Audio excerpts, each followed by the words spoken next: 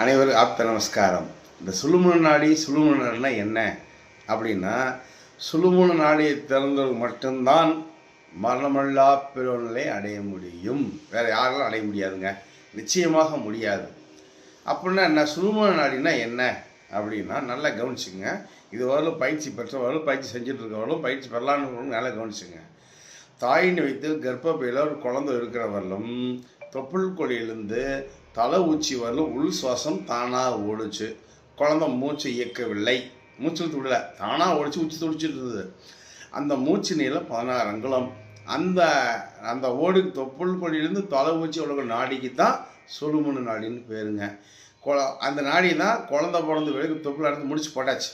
இப்போ மூக்கோலியே மூச்சு விடுறான், அந்த பிரீத்தி கட்டாயி போச்சு.